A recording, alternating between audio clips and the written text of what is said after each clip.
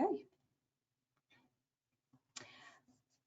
So I suspect many of you are probably joining us today because you've had some past experience with ice jams, like myself.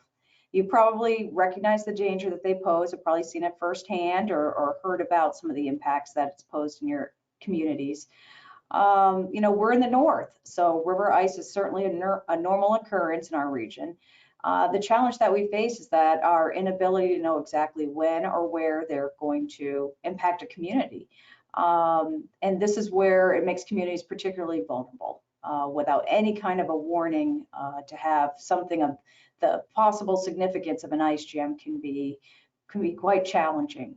So what we're hoping today is to provide you with enough information that you can better understand ice jams and know what and when to report to the Weather Service, at which point the Weather Service will then share that information out to the public so residents and local officials can be as aware as you are. I want to be clear that one of the things that we won't be covering today is mitigation strategies. That's kind of outside the purview of the Weather Service, and those discussions are probably best handled with state officials. Excuse me. All right, so ice jams and their associated floods are an extremely complex phenomena, and from the Weather Service perspective, we find it extremely difficult to try to predict. For those observing river ice, just so you're aware, we start to become more vigilant when we see ice growing to at least 4 inches thick. At this thickness, it can be quite strong and can support ice jams. As long as the flow that's arriving above the ice jam is increasing, that's going to continue to increase the threat for flooding. Naturally, colder temperatures, something we haven't had much of this winter, but colder temperatures are what strengthen those ice jams and can lead to more and exacerbated flooding for communities. So it's important for communities both upstream and downstream of an ice jam to be alerted because the upstream communities are concerned about backwater effects. But once that jam breaks, if it breaks, you could get a wall of water and ice heading downstream. So that's why, even if you aren't being directly impacted by ice at that moment, being aware of where the ice is on your river can be pretty important for your preparedness. So why is the threat level so high with ice jams? Unlike a lot of the other weather hazards that we try to deal with, there is really no computer model or simulation that the Weather Service has that can help us identify and simulate when and where an ice jam is going to form. It can catch us as much as surprise as it does you. So this means that not only are we caught by surprise, but the decision makers, emergency services are all caught by surprise.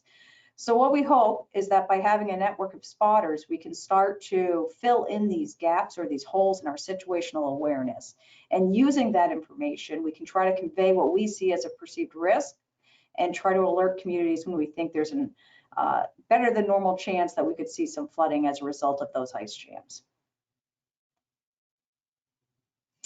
I have to recognize, again, excuse me, I have to recognize the U.S. Army Corps of Engineers Cold Region Research and Engineering Laboratory.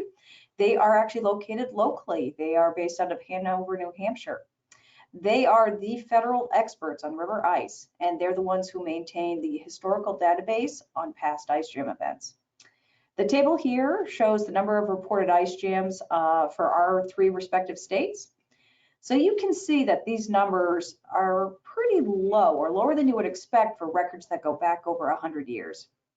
The reason for this is most ice jam flood events go unreported. This is where you all come in. Through your efforts and us collecting the information and sharing it with CREL, we hope to grow that ice jam climatology.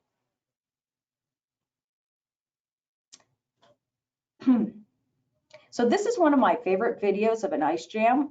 It's a time sequence, as you can tell. This is taken from the Ausable River in New York, and it clearly demonstrates the hazards that are posed by an ice jam. By definition, an ice jam is a blockage in a river formed by chunks of ice, subsequently and often suddenly altering the flow of the river. So without a doubt, many of us have experienced ice jam events that have produced quite disastrous effects. Oftentimes, ice jams can form little to no impacts. So, the severity of the flooding will vary location by location and very situationally based. And that's where getting the information from you guys on what the status is of your ice can really help us assess that risk. Ice jams cost an estimated $125 million in damage annually across the nation. So if we are a small, tiny northern town here in Maine, New Hampshire, or Vermont, an ice jam flood event can be quite devastating just on the cost of damages. So here are some recent images of some ice jams that we had back in December. Both of these occurred in Maine. So the one on the left is the Penobscot River, and the one on the right is the Androscoggin River. So two completely separate watersheds, and both had life-threatening and property damaging flood impacts. So would it have been possible if the Weather Service was able to get alerts out to prevent this flooding from occurring? Not likely, right? I think at this point, the river's going to do what it's going to do. But what we could do is, by sharing the information and as real time as we can, is try to put alerts out, try to spread the word to avoid certain areas, give emergency officials time to get barricades up and try to prevent people from driving into floodwaters. At a minimum, we want enough time to try to protect life by preventing the need for cold water rescues. And I'm sure any of you who work in emergency services, this kind of rescue is extremely hazardous given the cold water conditions.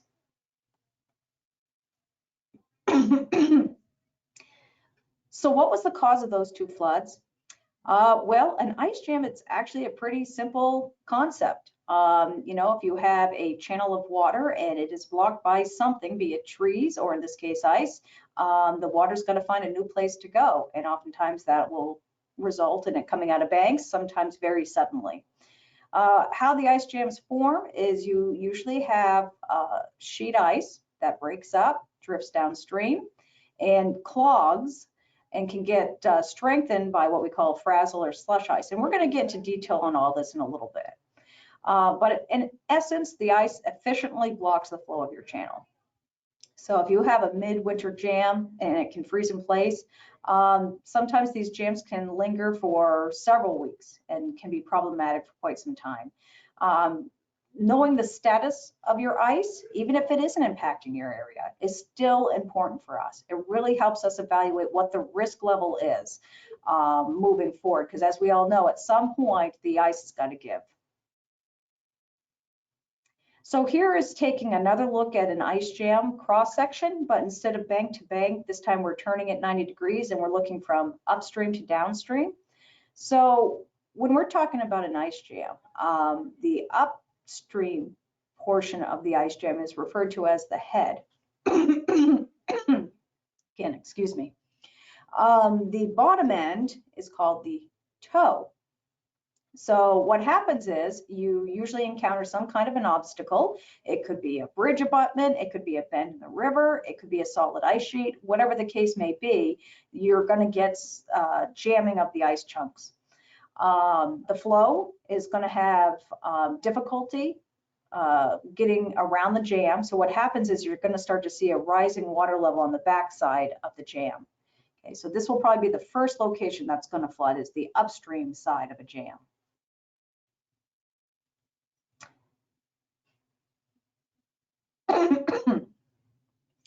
So this is an actual shot of the same scenario where you can see the head, toe, and the elevated water levels of an ice jam.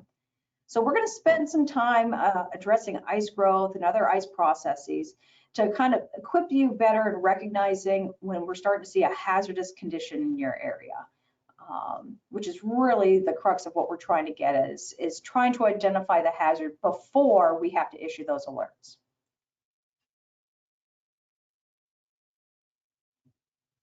Okay, so now we're going to focus on the formation of river ice. I'm sure we have more than a few ice fishermen and women on the call who are probably very familiar with the process of ice growth. I want people to keep in mind that river ice processes do vary from lake ice formation, thanks to the stream flow influence on the ice stability. But in essence, in order to get the river ice to grow, we need two primary features. We need the temperatures to fall below freezing, and also the turbulence or the velocity of the water will play a big factor in the growth rate of river ice. So the life cycle of the river ice, it starts with freezing water temperatures. That starts to lead to the production of Frazil ice production and transport. This is going to lead to the initialization of the border ice and anchor ice. And once you build up enough ice, you start to see the potential for jamming. And there's two types of jams. We have freeze-up jams and breakup jams. And we're going to get into each of those coming forward here.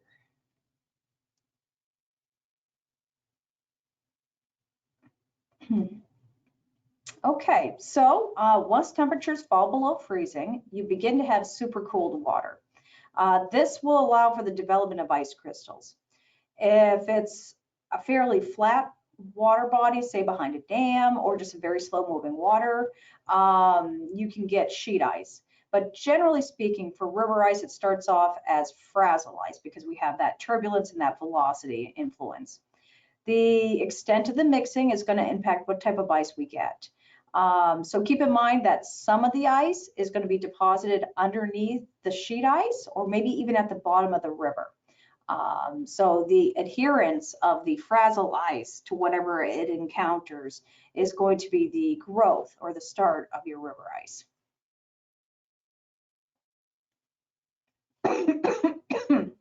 I'm trying my best to hold back this cough. All right, here are some images from across the region showing some various river ice conditions. So again, you know, here at the Weather Service offices, we are unable to get this visual on the river ice. So your reports and your photographs and videos are going to really help us construct what is likely happening on a watershed to watershed or a regional level with the ice status. So when we start to see the early stages of ice formation, what you'll get is the bottom three types of ice, which are the skim ice, the border ice, and the Frazil ice. And then we can lead to the, pardon me, the pancake ice that you see in the top left. So this is the initial stages of the freeze up. As you continue to freeze, that will lead to sheet ice, which is very common. And then either midwinter breakups or spring thaws, that's when you start to get what we call the hummocked ice or the broad blocks, chunky ice. That is very common with breakups and then refreezing of jams.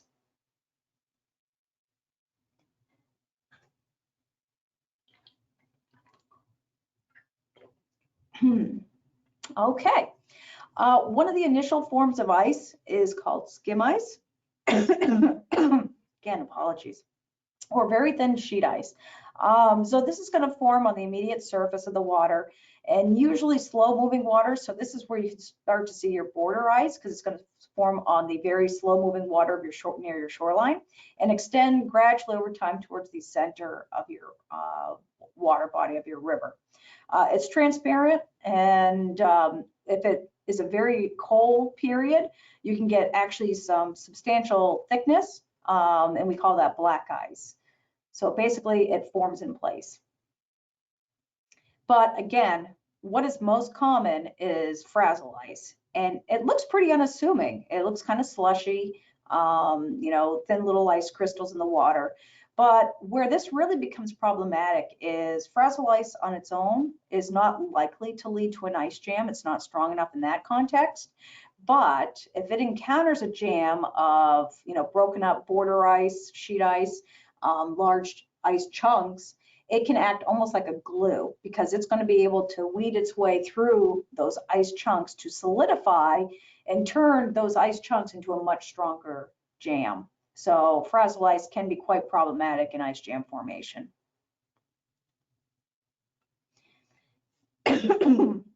So here's an example of Frazil ice and border ice growth. So what you can see peppered throughout the river is the Frazil ice. And as it moves downstream, it interacts with the slower moving water there near the shoreline, and it just starts to accrue. And that can be the initialization of your border ice.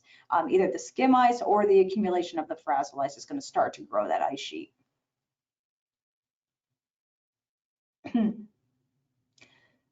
So here are just some other images of border ice. So again, that lower velocities near the shore, that's going to make it much easier for river ice to grow. Just a note that if you see a long gap between the two ice sheets, this is usually referred to as the lead for Coast Guard ice cutters and stuff. This is, you know, something that they try to keep open for shipping purposes, but it can also be created by wind or currents. So yeah, a lead is essentially a crack in the ice that's large enough for boats to pass through. But the image on the right, that's just open channel. That is an ice sheet that has not been able to extend the entire extent of the river.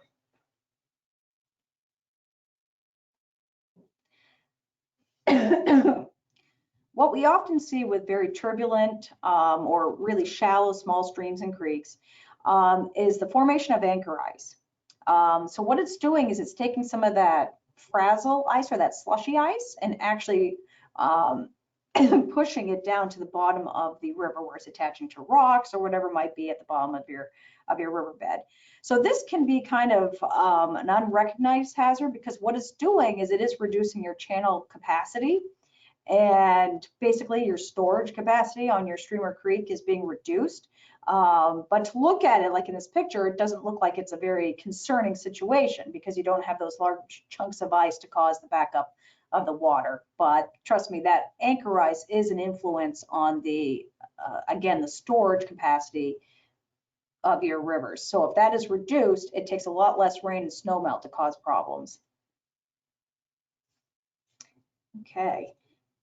Now we're all familiar with sheet ice. We've probably seen this. This is when you have the surface ice cover that's going to grow in place, and that's why it's so smooth and continuous. You know, we get this kind of development when we get those cold, calm, frigid nights, a nice cold snap. That's usually when we get this kind of development. We haven't really seen much of that this winter. So there's been very little reports of sheet ice, but winter is far from over. Okay, so ice impacts on dams. There is some impact, excuse me again. Dams do influence the capacity of the ice to move downstream. So if it encounters a dam, oftentimes that's where you have the lower flowing velocities, pooling, and that's where you can get some sheet ice. So if you've got a bunch of jumbled ice that's being pushed in from upstream, it's going to encounter that sheet ice. And then a dam could pose an obstruction in your flow and a point source for ice jams. Now, Frazil ice can also impact the intakes for your turbines, and in extremely cold situations, you can actually start to get ice that forms on the falls. Okay, but what we're really here to talk about today is ice jams, our main focus. Hey, Sarah, I've got a question. I don't know if you want to address it now from one of your participants. Absolutely. Will I get a quick drink of water here too? Yeah, let me read it to you and then you can follow up because it's in your area. Marshall Hewitt asks, we do regular ice patrols for the U.S. Coast Guard Auxiliary Aviation. We especially look at the Penobscot and Kennebec in Maine. Are there any areas where you'd recommend we pay particular attention to? Apologies again, I thought that water would clear that. No, that is a great question. I think when we're looking at concerns in the region and focusing more specifically on Maine, it's hard to exclude any of our main stem rivers. The hydroelectric dams have a heavy presence in the region, and I know they can limit the ability for cutters and stuff to, you know, make it too far inland, but there's a lot of points that can be concerning for ice jams. It'd be too lengthy for me to kind of list through everything, but again, I think the main emphasis is that it's hard to exclude any of our watersheds. So I'm going to have my email address as well as John's and James available here at the end of the presentation, and we can have those conversations offline and in more detail which I think would be great. But that is a great question. I think overall for this entire region, it's hard to find a watershed that has not been susceptible to ice jams. Now, the magnitude of the impacts vary dramatically across the region. You know, if you have a low-lying river community versus one that's well up on the banks, it might jam and nothing happens. But I think the development of the river ice is certainly something that there's really no river that's gets a pass in this region. So hopefully that's answers your question for now, and then we can follow up in more detail later.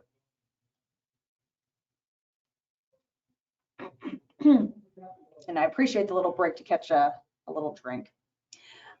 All right, so moving on to freeze up jams. I would anticipate, you know, we are in the month of January, and even though our temperatures have been running well above normal, you know, we are getting closer to the heart of winter, and freeze up jams are the first kind of hazard we have with river ice.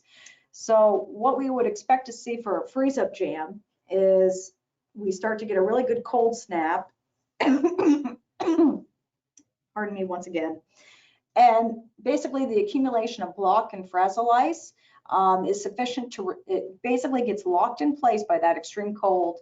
And as it locks in place, it can produce surprising river rises. You know, it could be a blue sky day and suddenly the river's coming up pretty quick, thanks to a freeze up jam. So again, these often form during really good cold snaps. So just something to be aware of if we start to get one of these, you know, Arctic outbreaks. If you've already seen chunks of ice on your river or Frazil ice, it might be something to go and investigate. But I think the more impactful jams that are concerning for us are the breakup type jams. And there's two types, two processes that can break up your jams.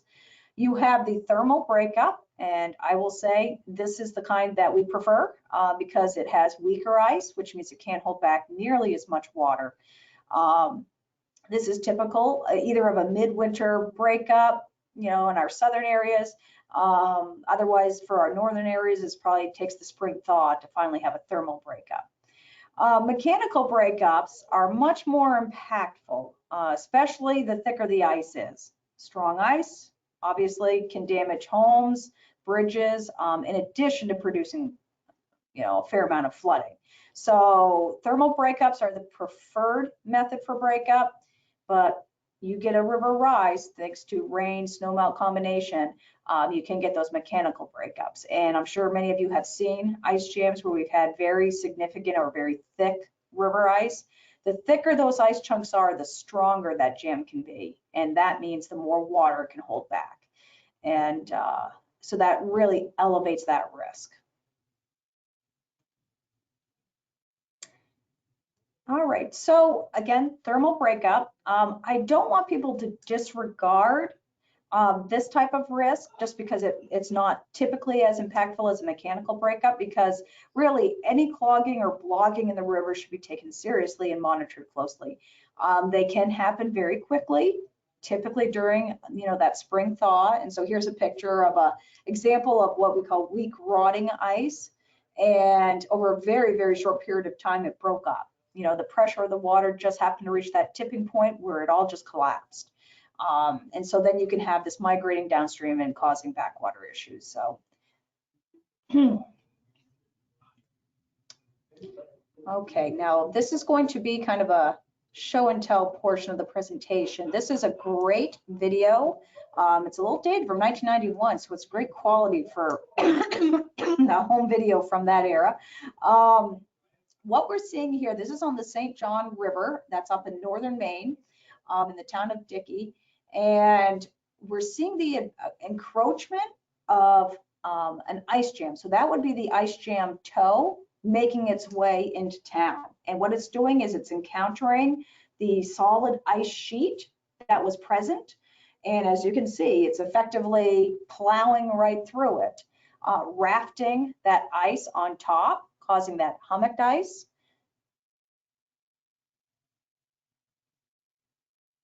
Okay, and what I'm going to do here is I'm actually going to skip ahead a little bit. This is quite a lengthy little video.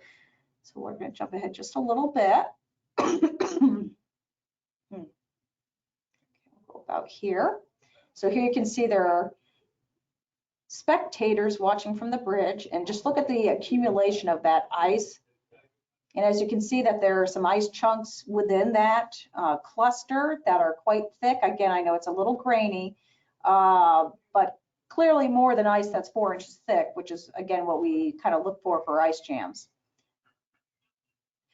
So even though this, pardon me, it's flowing ice, it's not like stationary, it's still a nice jam because there's so much ice within the channel right now that it is constricting the flow. And that's really all you need, whether it's still moving downstream or locked in place. If it's constricting that flow, you can get ice jam flooding, even if it's transporting pretty good. Okay, so I'm going to move ahead again just a little bit.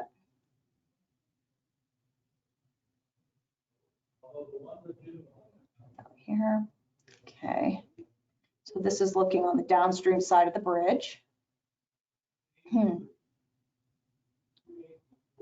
Okay, and so this perspective is showing you the overland flooding. So what's happening now, again, even though that ice is moving, it is constricting the flow in the channel and it's got nowhere to go. So you've got ice and water that has now come out of the river and onto the road. And as you can see in the foreground, some property is being impacted.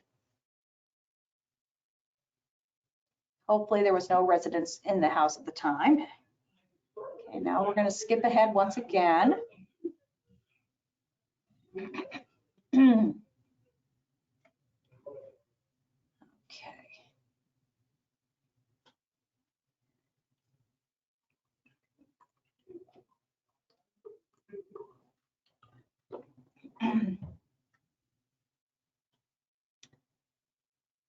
Okay, so I think this video kind of speaks for itself at this moment, emphasizing the force of that kind of river ice plus the high stream flows.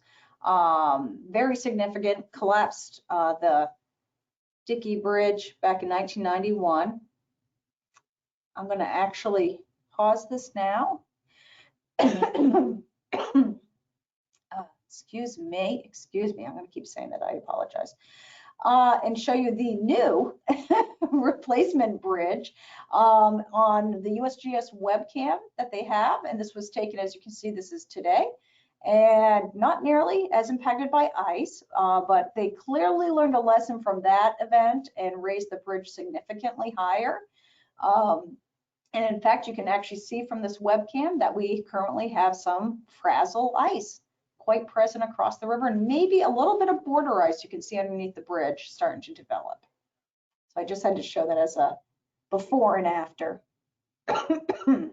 Just some context I'll add, so give Sarah a break here for a second. That event, the 91, there was several miles of ice that all of a sudden let go and moved.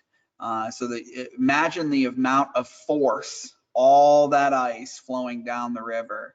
And then you can see why the old bridge simply just came to the power and it collapsed. It was pushed basically into the river. And then eventually in the latter part of this, you'll see the majority of the bridge, the part that the spectators were sitting on, also it started collapsing in the next section and the next section as it got closer to them, almost taking the entire bridge. So, I mean, that's a lot of force coming down that river. Pardon me. And one other thing for context is I'm sure for any of you who are in emergency response, you recognize the immediate near water rescues that would have had to have been conducted had that bridge been taken out with those spectators on it, which is again why something it's very fascinating to watch river ice jams. I personally like to go and observe them, but it's really important. This is something we at the Weather Service try to emphasize, and we hope you do as well, to discourage spectators from getting too close. I'm sure in most instances bridges are fine. This was kind of an exception to the rule. This was a very significant ice jam. But people have been known to go on the river banks and then a jam breaks free and they've had to just barely gotten out of the way of the ice and the rushing water. So we greatly discourage people from going out and getting too close to the river ice, and especially getting onto the river ice, which is something that I see happening way too often. So that is one of the safety messages that we try to push, and I encourage you likewise to do the same. Is we appreciate the information, but we want to collect it safely. So what this jam demonstrated was a mechanical breakup, very forceful. I went back and tried to retrieve some of the records. This was in April, so we were looking at a thaw event. I couldn't confirm about rainfall, but the river came up, it broke up a tremendous extent of the river ice, and subsequently resulted in this kind of damage. So these are the ones that we fear the most. So this is, again, where understanding and recognizing the strength of your ice sheets and your ice status is going to really help us understand what kind of a risk we're looking at, because again, the thaw is going to come at some point. And when we recognize it from our end, we're going to start putting wording out there about the risk for ice jams and ice movement, but it's hard for us to gauge what that risk level is. So the information, again, you are our boots on the ground. We just can't emphasize enough how much we rely on your reports. All right, so again, that was a very dramatic example of a mechanical breakup, but here is a more commonplace example. This is the beginning stages of a mechanical breakup. What we're seeing is a weakening sheet of ice.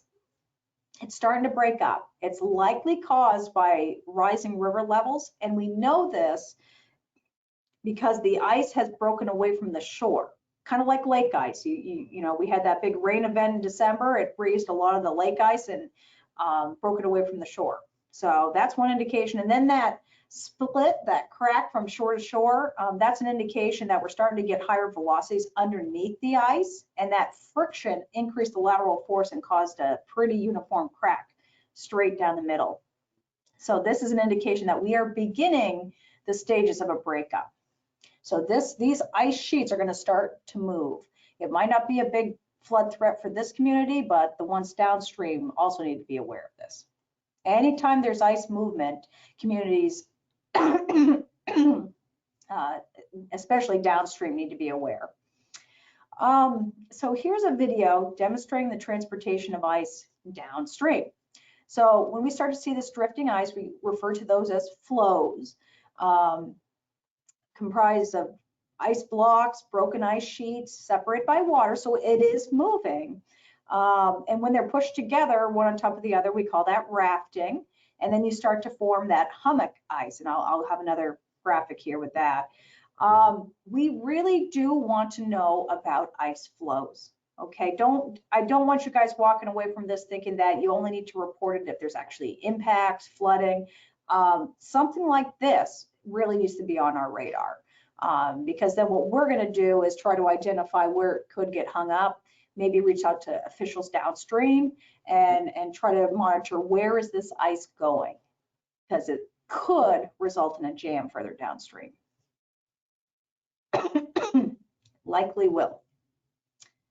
All right, so these are the kind of areas that we focus on for downstream, and many of you are probably familiar with this. Where does the ice typically get hung up in your area? You probably already know this. What are the hot spots in your community? Commonplace areas, if it encounters an intact ice sheet, kind of like that video up from the St. John, where you had this wall of water and ice that just slammed through that solid ice sheet. Sharp bends in your river, they can be problematic. You get an ice jam there, the water's going to find a new route to get around. Usually cuts right through the middle. So that's something to keep in mind. Natural constrictions, just a tight, bend or a small constricted part of your river. And then any kind of a barrier. Bridges are very commonplace for ice jams. Some other terms that you may hear for ice movement: ice push, ice ride up, ice surge, ice ramping, or ice piling. In essence, they all basically mean the same thing. So you could report any of those terms and we would understand what you're referring to. Essentially means that the ice is piling up, usually on the shoreline. And that is important information for us. We want you to report this. Let us know like how significant those ice chunks are, how thick the individual chunks are, like up to a foot. But what we really want to know is if the channel is obstructed or not. So if it pushes up on the shoreline and then it opens up the channel behind it, that's great. But we want to keep an eye on that ice for the next high water event, where in which case it could get picked up again. And this term's been mentioned a couple times already, and you probably haven't heard of it before. It's not a commonplace. We usually call it block ice or chunks of ice, but basically hummock ice is the ice floes or broken level ice that's been pushed up, piled up randomly into ridges and large chunks. So basically you can see how there are multiple layers of this jumbled mass of ice, and that is what we refer to as hummock ice. But you do not have to refer to it as that. We are fine with ice chunks or blocks of ice. We understand the basic nomenclature. Okay, so we're going to focus shift our focus from ice processes to actually ice jams, which are really our primary concern, how we spot them. So this is really what it boils down to, is why we cannot spot ice jams. We do not have the ability to identify and recognize ice jams remotely. We rely heavily at the Weather Service on the USGS very extensive and wonderful network of river gauges. However, ice can produce fictitiously high stage readings when there's ice in the river. There's obviously spotty coverage in our river gauges, and more often than not, if we're going to get an ice jam, it won't be at a river gauge, right? It's going to be upstream or downstream, and we're going to have no idea that it's happening. And so they're useful, and we do use it to help us in some sense recognize ice jams, but it's not enough. It really doesn't paint the whole picture. So here is another tool that we're getting more and more use out of, and that's satellites. So this is a satellite image, and I don't mean the photographs. I'm looking at the actual map. This is a satellite image that was taken on December 26. So this is 2 days after a significant ice jam on the Androscoggin River in Rumford, Maine. So what it's showing, and you can see the distinction in the colors, is that there was a jam that was located upstream of a dam and upstream of our river gauge, which did not indicate at all that there was an ice jam. And it resulted in some significant flooding, as you can see from the photographs. So this is great. It's a great tool. It gives us a lot of aerial extent to assess river ice. Where it's weak is that it only takes an image anywhere from 6 to 10 day frequency. So that a lot can change in that window. Ice can migrate downstream, it can grow, it can weaken. It's helpful, but again, it's not real time, and that's a problem when it comes to river ice. It also doesn't tell us anything about the strength of the ice, right? There could be a lot of little thin ice, and it will look the same as a significant ice jam like we saw on the St. John. So very useful, but please don't assume just because we have this great technology that we have a clear idea of what's happening. Okay, so now I'm going to focus a little bit on how we at the Weather Service operate when we see our rivers impacted by ice and the respective products that we issue. One more drink. Okay, so the Weather Service, we are responsible for flood warnings all across the country. River observations that you get oftentimes from the USGS and some of our other partners can be found on our AHAPS page. And to get there, you go to weather.gov and you just click on rivers, lakes, and rainfall. Side note, the AHAPS page will be replaced later this year with an upgraded National Water Prediction Services page. It's going to have a similar look and feel with some updated improvements, but it is going to require a change in bookmarks if you are a user of our webpage. But generally speaking, if you're a community on a river, you would come to this website to kind of get an idea on what the river observations are and what the river forecast. And this is an example of a hydrograph. On the left in blue is the river observations based on the USGS gauge. And on the right in purple is the Weather Service's forecast. Now, this is where it gets confusing. When there is ice in the river, it's going to make an unnatural flow in the river.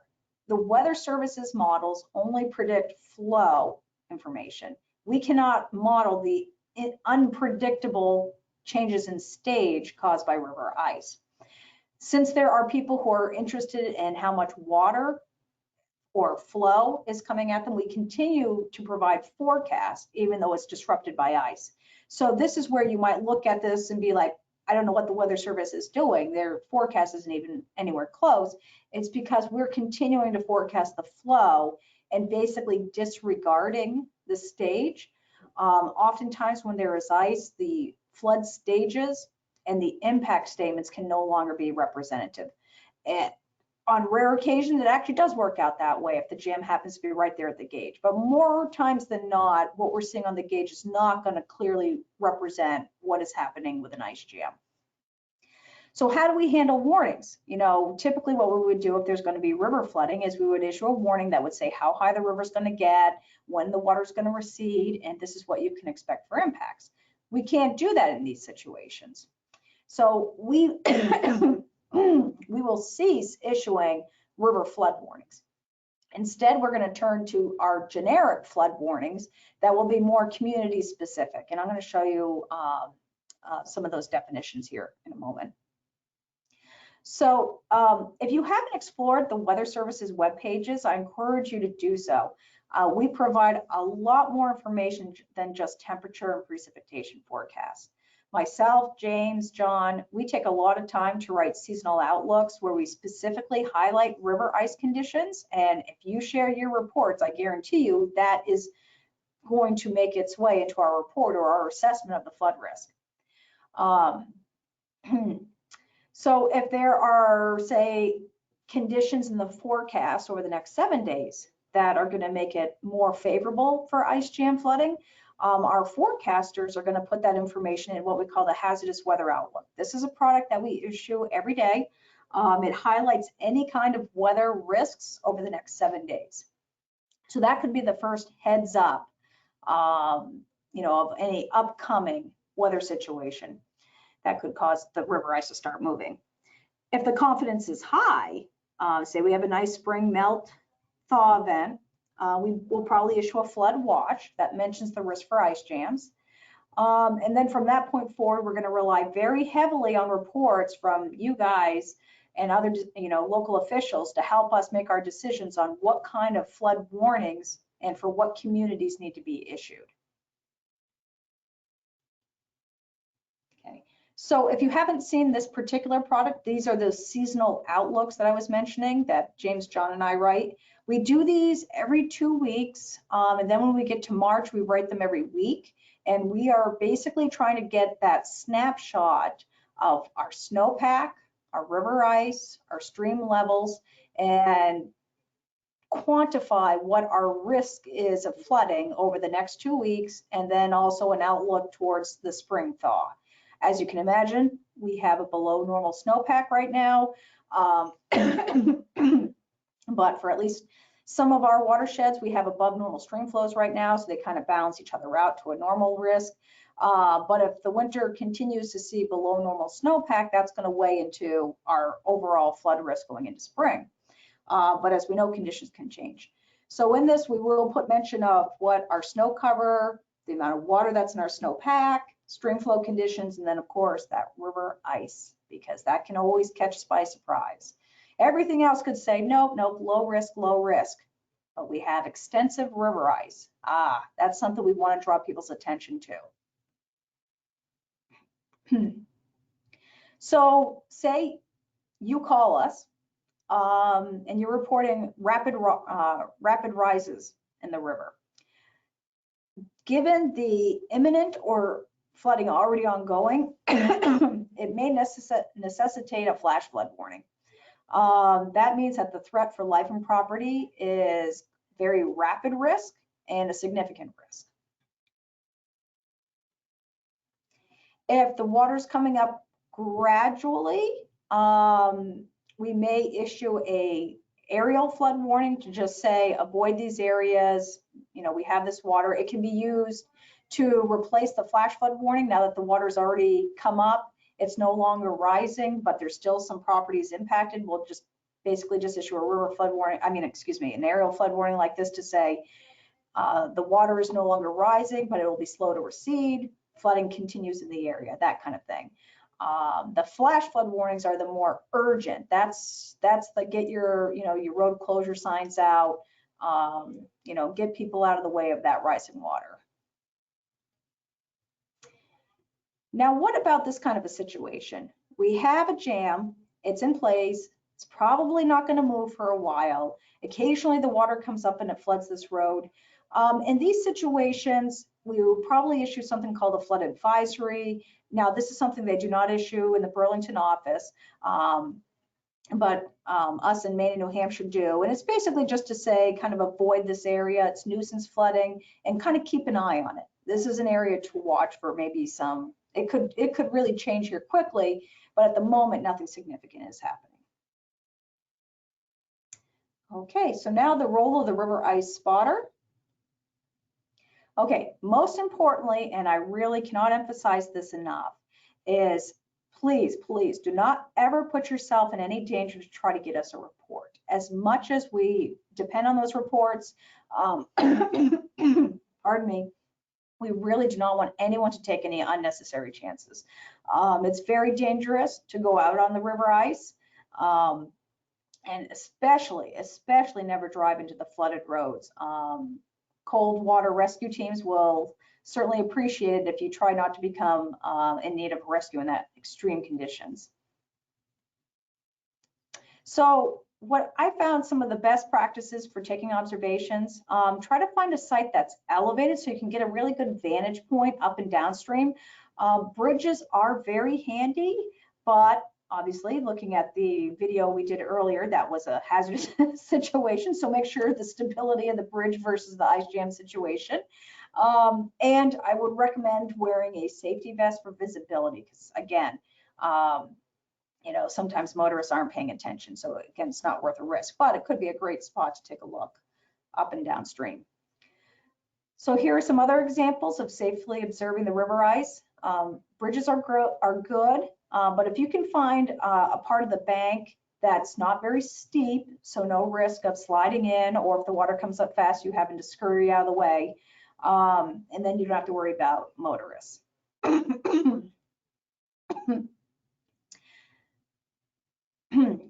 So we recognize that all river locations, especially where the bends and some of the jams might form, are not easily accessible all the time. So this is where drones have really paid off in recent years. This video was taken by James himself. He had his own drone and he went out there during an ice jam. Absolutely fantastic. The amount of information that we can glean from a drone video is fantastic. It really helps us get the entire scope of the jam. We can get to the head and the toe and figure out which communities might be at risk. I do have to stipulate that, if you do use a drone, that you need to make sure that you're familiar with the laws administered by the FAA and any restrictions therein.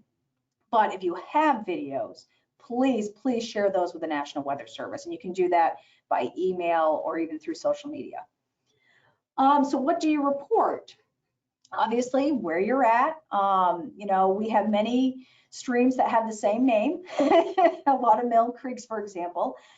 So make sure that you give us the county that you're in so we know exactly where you're located, description of the ice coverage and the type of the ice. Thickness is really important. If you can get close enough safely to measure the ice, that's great. Otherwise, estimates are sufficient. We'll take it.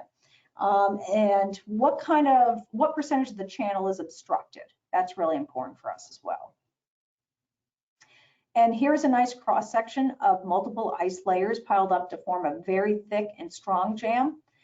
We want you to report the total thickness of the ice And you can report that it contains blocks up to a foot thick, because that bottom block there, if that's about a foot thick, that's an extremely strong jam. That's very strong ice, rather than, you know, a bunch of much weaker ice bound together. Again, this is where pictures really come in handy. So what about the frequency of reports? I'm going to leave this as, you know, your judgment on this. What do you think is an appropriate amount of reports based on what you're seeing? I personally would like to know weekly, maybe every other week, on the ice status. I've gotten a few reports today just saying that there's a little bit of border ice and some Frazil, and that's great because that gives me comfort going into the rain event here in the next few days. There isn't significant enough ice for me to be concerned about. So that information is useful. Obviously, if things start to jam or we get those ice flows, you know, maybe a daily report would be effective. And if there's flooding or growing threat in your community, more frequent updates would be very welcome. But again, it's going to be at your discretion, you know, what you think is an appropriate level. But the more calls, the more information we have, the better decisions we can make. Okay, so if there is flooding, we would like you guys to immediately report that to us. Any kind of flooding that's a threat to life or property, we should put an alert out. And then that should alert the communities, and we can mention for people to avoid certain areas. It can't always happen, especially if a jam happens in the middle of the night. You know, again, our goal is to try to prevent as many people from putting themselves at danger as we can. So please call the National Weather Service, and I'm going to give you our contact information here, and I'll let this page sit up here for a moment. Again, these numbers are for urgent situations, so please don't call to find out for the, you know, weather over the weekend or anything like that, because these do take a dedicated forecaster away from their duties to answer. So we reserve it for important information. If it's not urgent, you can share your reports, your videos, your photos via Facebook, email, Twitter, and for the Burlington office, they have a submit a storm report link that you can use to enter it in directly. All right. So that information will be available if you didn't have a chance to write it down. But in essence, you know, we're wrapping it up here. What I want you guys to take away, we're going, you know, into the heart of winter. We don't have much ice yet, but the season is young. We still have 3/4 of it left to go through. Some years we don't have significant ice jams. But you know what? It only takes one, right? If your community is the one that's hit bad. So it's something that's so unpredictable and very challenging for all of us. And ultimately, our goal is to try to protect life and property. And these pose such a significant hazard for our 3-state region. And the fact that most of the forecasters really have no idea what's happening out in the field. We are completely reliant on those boots on the ground. So I can't emphasize enough how important your reports are to the protection of not just your community, but those up and downstream. So I want to thank you guys all for taking the time, and again, apologize for the cough interruptions from time to time, but we made it to the end. So I call that a victory. So I'm going to go ahead, there we go, and open it up for any questions. John, James, if you guys want to turn your webcams back on to help with any of these questions. And if you don't have any questions, you're free to sign off. And we will make a recorded version of this presentation that we will probably have linked on our web pages here, I would think in the coming days. A couple of the questions that have been coming in, John and I have been answering that have been out there about sharing some photos from previous jams, and John's been replying, and I agree as well. If you've got photos and information about previous jams, it's very useful information for logging it, for knowing for historical purposes. Absolutely. CREL's database relies very heavily on what the Weather Service reports. So don't think that you call it in and it just goes into a vacuum. It's archived. That information is stored for historical purposes in the Weather Service and in the CREL database. So it's very, very useful information. It goes beyond just our here and now decision making. Any other questions? And I should mention, Sarah, and to the audience in central and northern Vermont, I do perform when there is river ice out there, river ice surveys on the 4 northern rivers in Vermont, the main stem rivers of Missisquoi, Lamoille, Winooski, and Passumpsic. I've got some kind of stage spots that I do go and get out and take a look as well. But you can't see everything, and we only have limited time to get out there, and that's on certain days. So your reports are really valuable because, the time things bad that are significant that happen, a lot of times they happen at 2 a.m., and we're not out there at that point. So, these contacts and the way you can submit them and be helpful for us on the ground is invaluable when these types of things occur. And oftentimes it's not in not in isolation. If there's an ice jam on the Connecticut, there's going to be probably ice jams also on the Merrimack and the Androscoggin and the Kennebec and the Penobscot. Usually the weather systems are quite large in the spring, and there's a risk to many, many areas at the same time. So our ability to get out is basically almost completely limited. So again, if there's no further questions, oh no, go ahead. I was going to say, we do have a few more questions in here, and I think John is about to answer some of those, but Chris D'Angelo asked, he's located in Plattsburgh, New York. Do we report to the NWS in Burlington? And yes, that would be the Burlington office that you would go to. And then there's Jim asks, I'm in Warren County, New York, and we get periodic large ice jams on the Hudson River in the town of Thurman. And John's answering there. And then I don't see any other questions at this time. Okay, great. And I apologize for those of you in New York for not specifically recognizing the state of New York in this. My apologies on that. But certainly you do get your fair share of ice jams as well. And the same system, reporting it to the Weather Service. And even if you are outside of your local weather office and you observe something like that, you can send it to us and we can forward it on to the respective office. So it's just invaluable to what we're all trying to do.